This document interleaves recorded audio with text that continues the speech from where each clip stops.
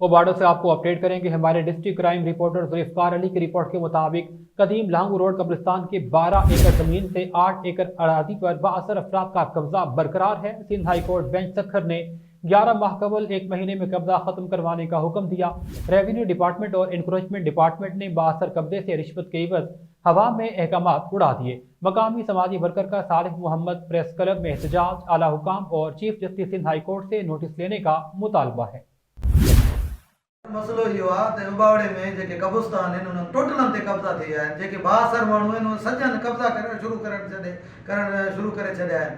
मुंहिंजो आला हुकामनि खे दरख़्वास्त आहे जे हिन कब्रिस्ताननि खे फिलफोर आज़ादु करायो वञे, कब्रिस्ताननि जे कब्ज़नि खे जेको आहे न हटायो वञे।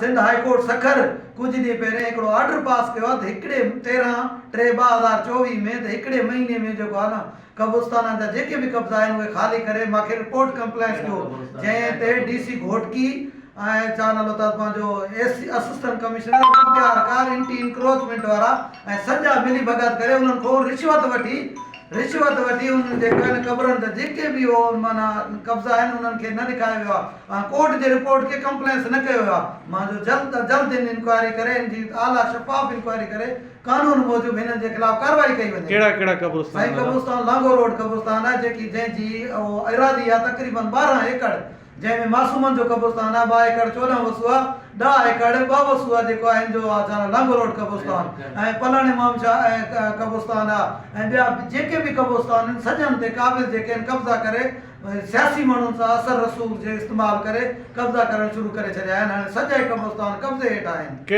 कहिड़ी माफ़िया जी कब्ज़ा? माफ़िया जंहिंमें साईं असिस्टेंट कमिश्नर आहे, इन्हनि जा जेके माण्हू छॾियल आहिनि ऐं मुख्तियार कार उबाड़े जा माण्हू ऐं तपेदारनि जा मुख़्तलिफ़ क़िस्मनि जा माण्हू छॾियल आहिनि जेके क़ाबिल आहिनि ऐं पोइ कुझु ई ॾींहंनि में जारी नालनि ज़रिए एंट्रियूं रखी पोइ इहे दाख़िला रखंदा आहिनि।